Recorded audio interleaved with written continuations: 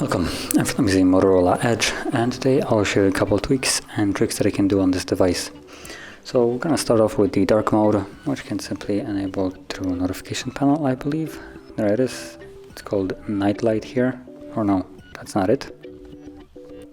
So there is also the dark mode, which isn't in here. So you can find it under the display, and from here you have the dark theme. There we go. And as you can see, it turns everything darker. Now it is not fully black. For comparison, some other devices do use fully black backgrounds, which also will preserve the battery a little bit. Here this would have been also a nice touch, because this is, I believe, an AMOLED display, so it would also save the battery, but they went with like this kind of a grayish color instead.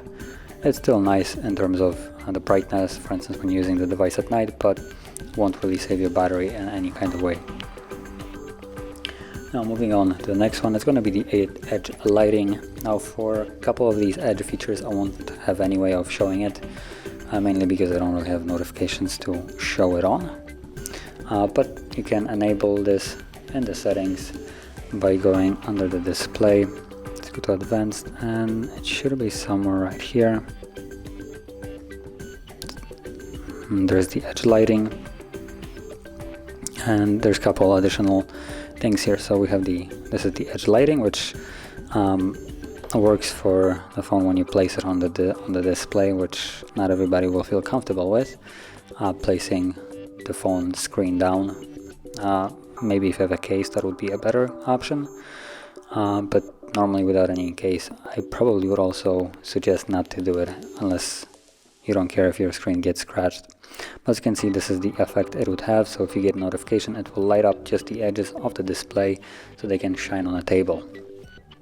Now, apart from the edge lighting, we also have the edge display. I already have it enabled, but all you need to do is just check it on, and that's it. And then it shows you different apps that it can work with. And what it does is adds this little thing right here, and you can edit that. As you can see, you can add more apps to it if you want to, and you can access this panel right here, some apps and shortcuts, as you can see. Now moving on to the next tweak that I want to show is the simple refresh rate, which increases the smoothness. I'm not really sure how to explain refresh rate, but probably the best way to describe it would be if you have a slideshow, and in a single second of a slideshow you see 60 slides. With a high refresh rate you will just see more slides per second. Now this display supports 90 Hz, so imagine this as a 90 slides per second. So you have basically more content shown on the display, and when you're scrolling up and down, it will look way smoother and better, faster, and well, specifically to you. Now this might not look the best on the camera. Camera is only recording at 60, so anything past that will just kind of be wasted, at least in terms of recording. In person this is a completely different experience. But let's get to actually enabling it. So from the settings under the display you can scroll down and find this somewhere. There we go. Display refresh rate right here. Set it to 90 and you're set. Now, like I said, setting it here won't really change anything on camera. It will look virtually the same. Where it will look different is for you, and if you're not sure like what it did or how it looks differently, you can go right here in the display and basically scroll up and down like so while looking at the text and how smooth it moves, and then go back to the refresh rate and set it to 60 and then try that again. Now personally, to me, this is now borderline unbearable to look at with like only 60 Hz, and looks super smooth with 90. So yeah, highly suggest to use the 90. And then moving on to the next one, we're gonna go into the adaptive performance. So this is under a system. So let's go to System, Advanced, and there we go, Adaptive Performance. As you can see, it gives you a description of what it does, so I'm gonna read it out.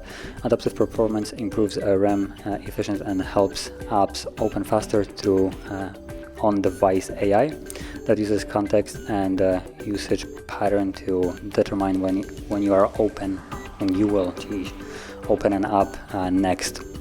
And in other words, it basically learns how you use the device, and if, for instance, at a specific time, for instance every day at 6 you're gonna open some app, it is gonna learn that you opened that app and give resources to it before you even do it. So basically when you open a specific app, it already is loaded in a way.